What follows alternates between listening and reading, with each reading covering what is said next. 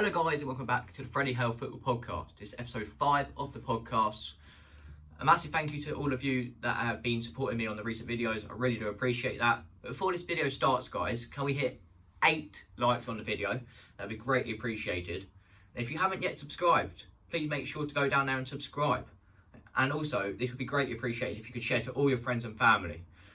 So shall we get into the video? I think we should. Let's go. A massive thank you to all of you guys that have voted on my recent poll.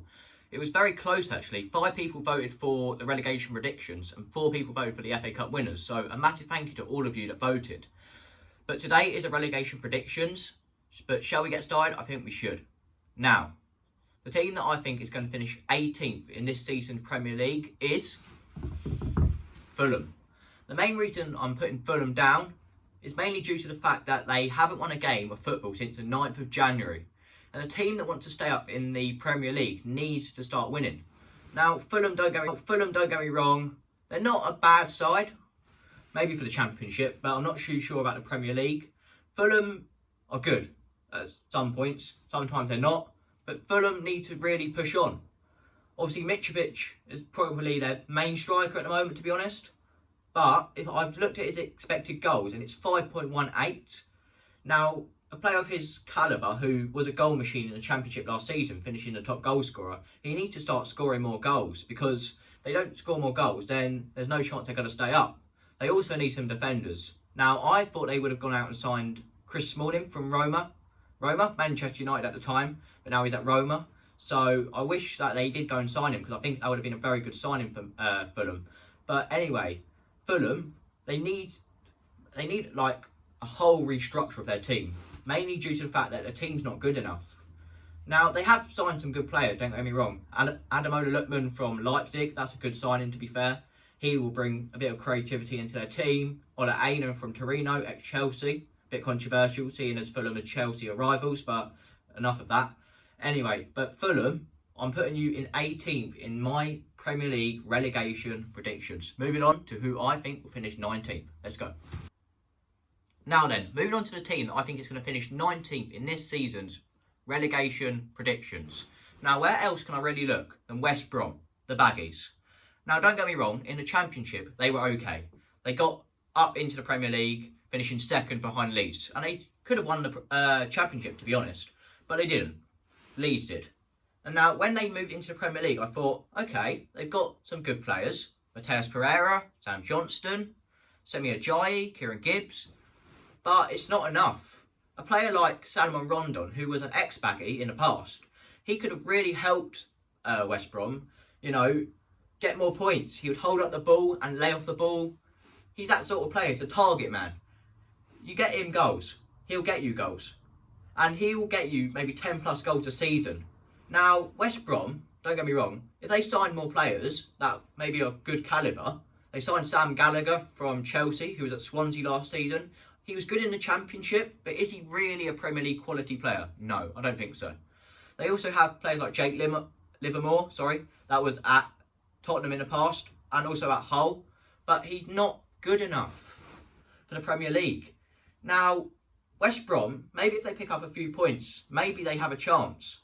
But they lost 5-0 to Man City at home. Let's just put that out there. They lost to Leeds 5-0. Honestly, they need to pick up their form because, I don't know, at some point they're just going to go straight back down, which they probably will. And that's why I'm putting West Brom in my relegation predictions in 19th place. And also, they need a defender before I go on to the next team. They need a defender. Someone with Semi Ajayi at centre-back would be crucial. And also, I'd probably bring back Craig Dawson. Okay, I might sound a bit stupid there. But Craig Dawson, when he was at West Brom, he was very good. I went to the game when Arsenal lost 3-0 at the Hawthorns. And Craig Dawson, I believe, got 2 goals. And honestly, I was like, oh God, Craig Dawson. And that was the times as an Arsenal fan when we were like, Arteta out? No, not Arteta out. Wenger out. And we were like, oh God, this could be awful for us. But we did lose on that day. But enough talking about my team, Arsenal. West Brom need a defender. And that's why I'd recommend going and getting Craig Dawson back, who is currently at West Ham on loan from Watford. I recommend getting him. And hopefully West Brom could stay up. But in my predictions, I'm putting him in 19th place. Moving on to who who I think is going to finish rock bottom in this season's Premier League relegation predictions. Should we get into 20th? I think we should. Well then, moving on to the team that I think is going to finish rock bottom in this season's Premier League. And I don't need to look any further than the Blades, Sheffield United. The main reason is that I'm putting Sheffield United at the bottom of the Premier League is mainly because their form hasn't been good enough. Okay, they beat Man United at Old Trafford. Well done. Great result, to be fair. Oliver Burke scoring the goal. Really, really good. Obviously, they signed Ryan Brewster from Liverpool for 23 million, a club record. But he hasn't been scoring enough goals. And a player of Ryan Brewster's quality, his potential, he needs to prove himself to maybe get into the future England squad. Okay, he's not at it at the moment.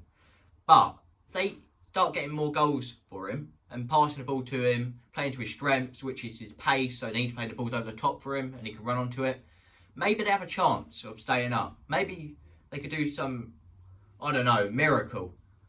But it's very unlikely. Now, a lot of people will be saying, yes, but Sheffield United done well last season. Yes, they did. Don't get me wrong, they done incredible last season. They proved all of us wrong. Even if you out there are saying that Sheffield United would have been in that position last year, you're lying. I can see you right there, you're lying. But Sheffield United, they could have got the Europa League last year with that squad. I don't think they spent much money. They got Sander Berge from Genk, who was an incredible signing. I did think he was a good signing for Sheffield United.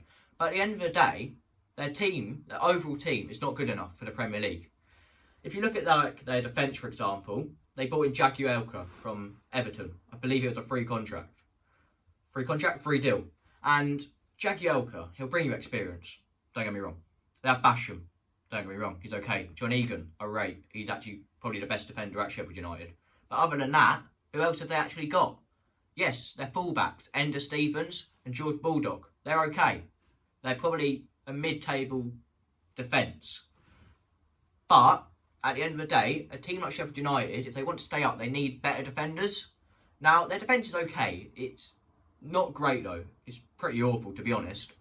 But if they go out and get a defender that can really help Sheffield United like stay up, then that would be incredible for Sheffield United. Because as an Arsenal fan, I'd love to see Sheffield United stay in the Premier League. I'd love to go to Bramall Lane and watch a game of football, Arsenal versus Sheffield United, when that's allowed. Obviously, COVID at the moment, we can't do anything of that. But I'd love to go to a game at Bramall Lane. I think that'd be an incredible experience. Apparently, their fans are like really loud, good atmosphere. So I'd really love to go to Bramall Lane.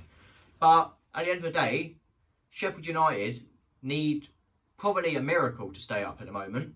Their form hasn't been good enough. They beat Man United 2-0. But if they go out and win their next game, which is Man City, I believe that is tomorrow.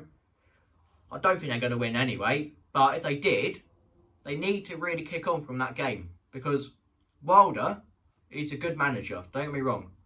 And if any Blades fans are watching this, I do think that you should stick with him. Because if you got relegated to the Championship, you have that experience of probably bringing you back up. Now, Sheffield United, they have a good manager in Chris Wilder. But if he got sacked, let me know, guys, who you would bring in. I don't think he will get sacked, but let me know who you think they would bring in. Maybe Rafa Benitez. I don't know if they would be able to afford him, but that would be the deal that I would probably go for, because anything can really happen with the Premier League. Managers come in, managers go out. But yeah, I'd probably go for Rafa Benitez if Chris Wilder got sacked.